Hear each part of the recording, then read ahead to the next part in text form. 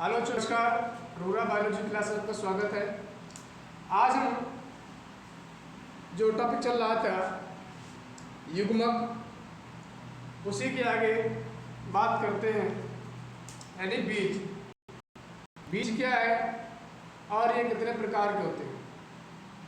देखिए, जो युग्मनज बनता है उसी युग्मनज में अनेकानेक परिवर्तन होते हैं, जिसके पश्चात बीज के निर्माण होता है। भ्रूणकोश में उपस्थिति के अनुसार, भ्रूणकोश की उपस्थिति के अनुसार बीज दो प्रकार के होते हैं। एक भ्रूणकोशी बीज, दूसरा अभ्रूणकोशी बीज। भ्रूणकोशी का मतलब ऐसा बीज जिसमें भ्रूणकोश उपस्थित हो, और अभ्रूणकोशी ऐसा बीज जिसमें भ्रूणकोश उपस्थित न हो। तो देखते हैं हम।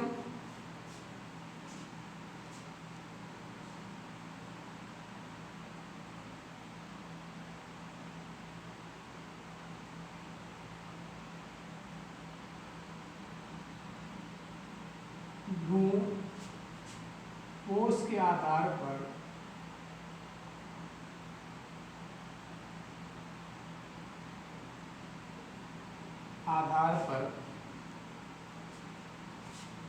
बीज के प्रकार।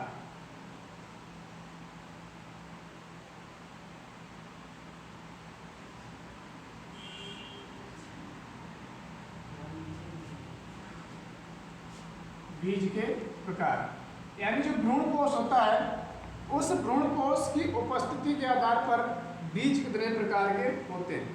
तो यहाँ पर लिखते हैं बीज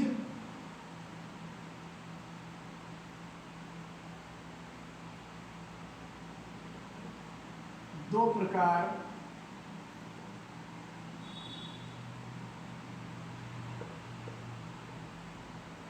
के होते हैं। नंबर एक, अभी आपको बताया कि नंबर एक भ्रूणकोशी बीज।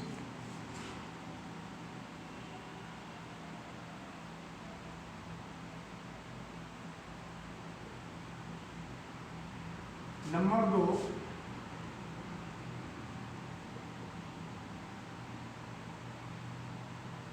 अभ्रूणकोशी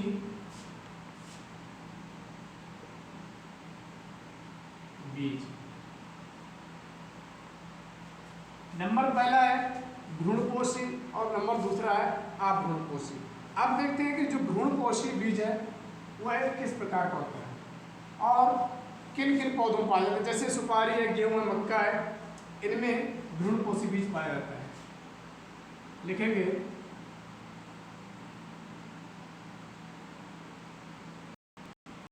भ्रूणकोशी बीज क्या है। जो भ्रूणकोशी बीज, इसमें देखिए ऐसे बीज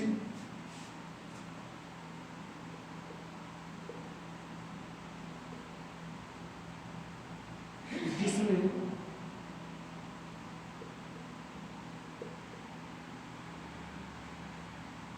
जो बीज होते हैं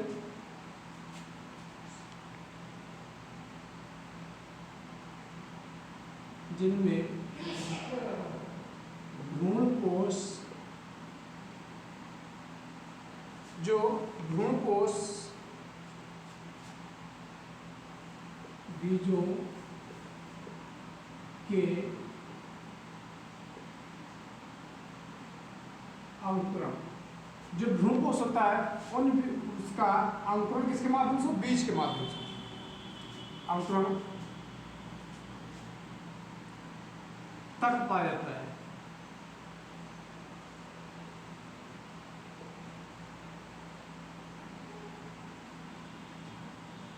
अंकुरण तक पाया जाता है, उन्हें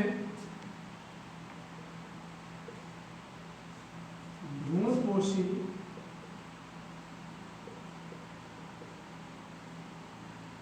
बीज कहते हैं।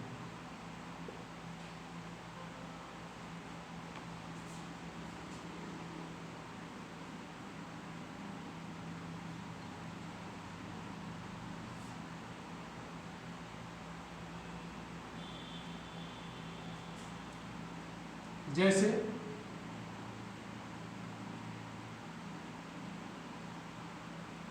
सुपारी,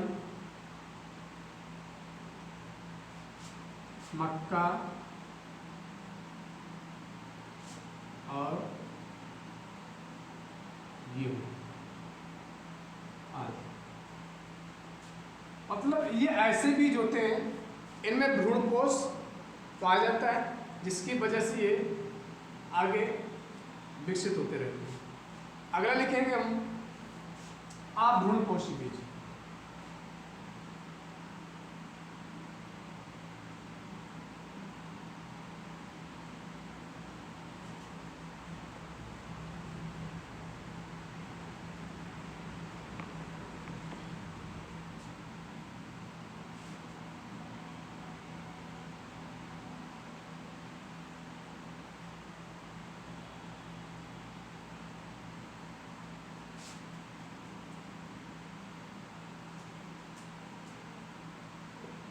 अभ्रूणपोषी बीज, इसमें ऐसे कुछ पौधे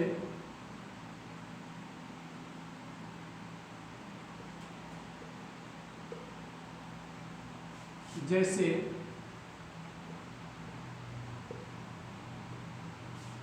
उदाहरण इसके हैं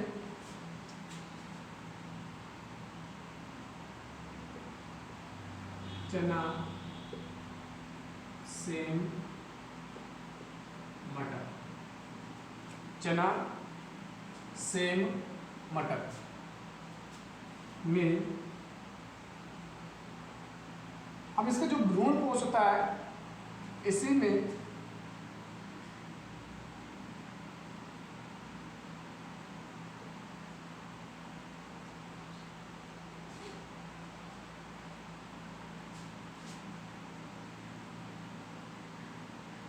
कामाभ्रूणी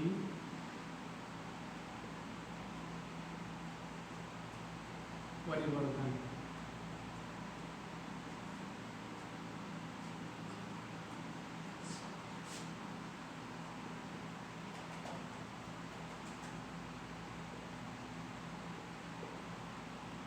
में पूर्ण रूप से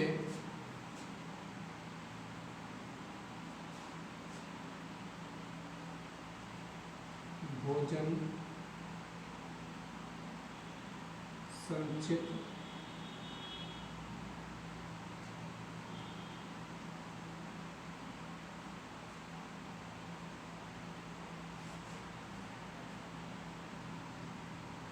रूप से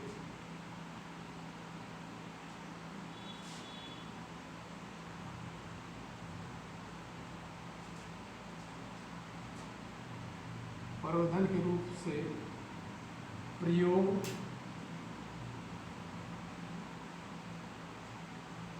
हो जाता है। यानी भ्रूणी परिवर्तन के रूप में भ्रूणपोष का परिवर्तन हो जाता है।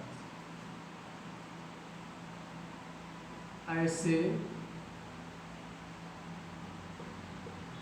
बीजों में जो इस प्रकार के बीज होते हैं, बीज पत्रों में, जिसके बीज पत्र होते हैं, भोजन संचित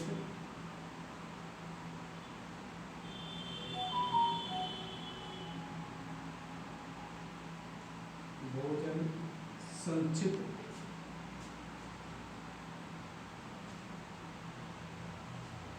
भोजन संचित रहने के कारण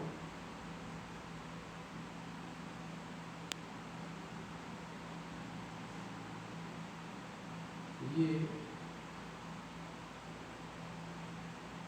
मोटे हो जाते हैं।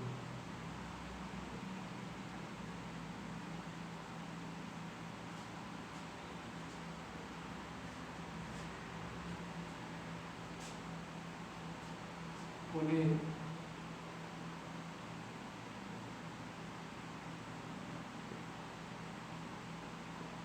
अभ्रूणपोषी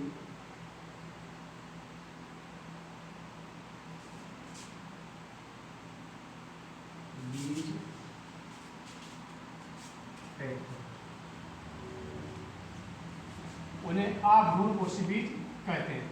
देखिए जो आपका चना सेम मटर है तो उसके जो बीज पत्र होते हैं उन्हीं बीज पत्रों में क्या होता है, भोजन संचित होता रहता है, यानी भोजन स्टोर होता रहता है, जिसकी वजह से इसके भ्रूणकोश मोटे हो जाते हैं। यही कह रहा है, जिसके कारण ये मोटे हो जाते हैं।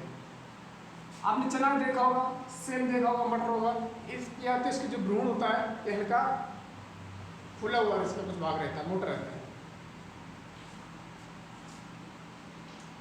इसके बाद जो आपका अगला पॉइंट है इसे हम देख लेते हैं। कह रहा है कुछ पौधे ऐसे चना से मटर में भ्रूणकोश भ्रूणी परिवर्धन, यानी भ्रूणी परिवर्धन का मतलब होता है इसके जो एम्ब्रियोजेनेसिस चेंजमेंट होता है, इसमें जो एम्ब्रियोजेनेसिस चेंजमेंट होता है उसी को कहा जाता है भ्रूण परिवर्धन में पूर्ण रूप से प्रयोग हो जाता है। ऐसे बीज पत्रों में भोजन संचित रहने के कारण ये मोटे हो जाते हैं, उन्हें अभ्रूणकोशी बीज कहते हैं। जो अभ्रूणकोशी बीज होंगे वह कैसे होते हैं, मोटे होते हैं। अगला हम देखते हैं बीज व फल का निर्माण, यानी बीज क्या है और फल क्या है।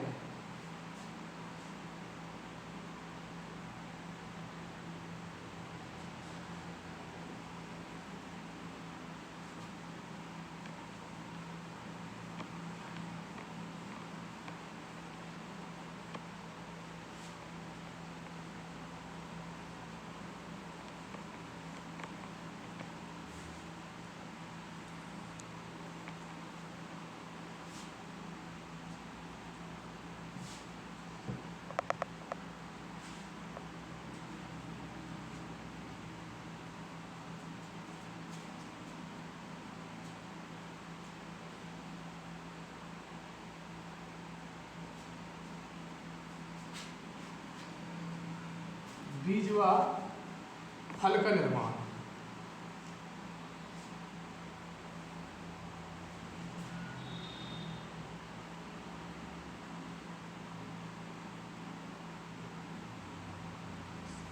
इसमें लिखे द्विनिषेचन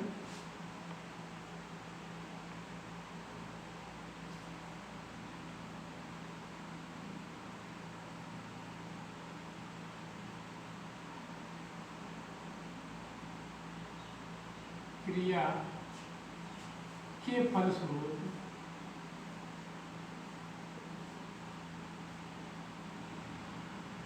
द्विनिषेचन का मतलब डबल फर्टिलाइजेशन, जिसमें दो युग्मकों का निर्माण होता है।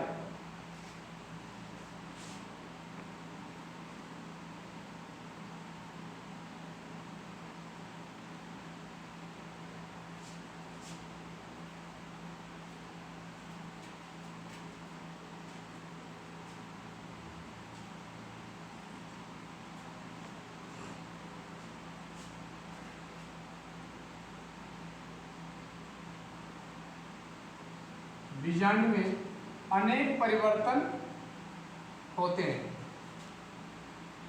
जिसके फलस्वरूप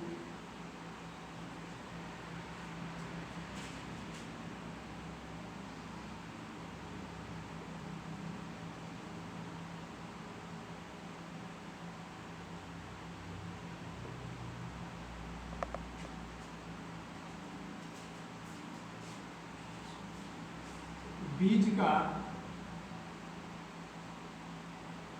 निर्माण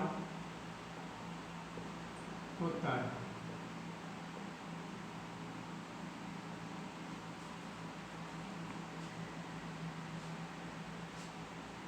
वह आवरण सूख कर गिर जाता है, यानी इसका जो चोल होता है यानी बाहरी आवरण होता है वह सूख कर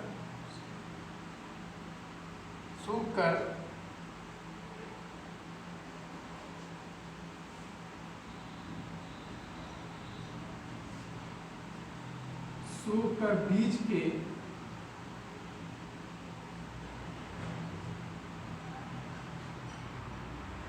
बीज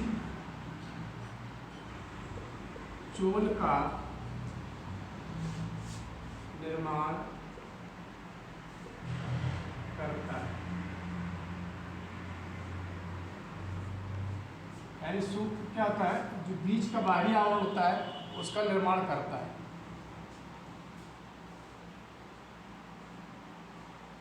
अब लिखेंगे नोट, यहाँ पर लिखना है आपको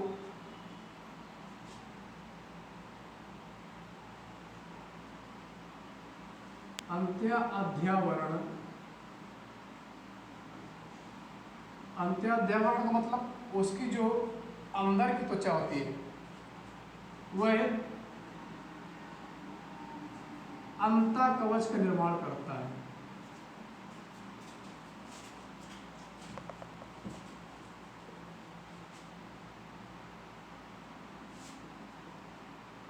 कवच का निर्माण करता है। नंबर 2, अंतःकवच यानी इसका जो अंदरूनी सतह होती है। यहां पर लिखेंगे जिस स्थान पर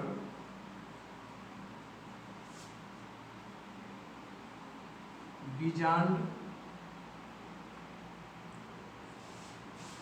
व बीजांड ग्रंथ, देखो बीजांड और बीजांड ग्रंथ इसके बारे में आपको बता दिया गया है, जो आपके पीछे वीडियो अपलोड हो चुके हैं उनमें आपको इसका डिटेल मिल जाएगा। बीजांड व बीजांड ग्रंथ से जुड़ा रहता है।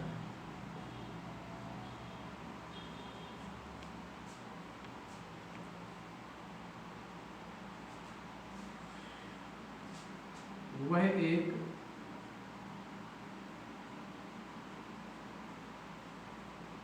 नाभिका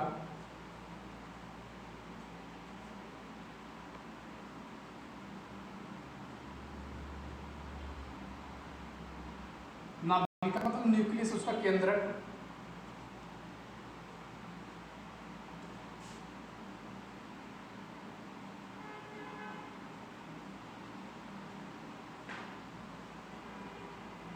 में रहता है। तो ये आपके टॉपिक 2 थे आज के। पहला था आपको भ्रूण के आधार पर बीज के प्रकार, और दूसरा था बीज तथा फल का निर्माण। इसके अगली क्लास में आपको बताया जाएगा कि जो आपके फल का निर्माण होता है, यानी निषेचन के पश्चात कौन सा पार्ट किसमें कन्वर्ट होता है और उसमें कौन सा भूमि में गिर जाता है और कौन सा उसका पार्ट उसका सूख जाता है। जैसे आपका बाह्य आवरण है और अंतावरण है। अंतावरण क्या होता है, ये बीज का आवरण बना देता है, बाह्य आवरण सूखकर गिर जाता है। तो इस प्रकार से आपको कल बताया जाएगा। नमस्कार।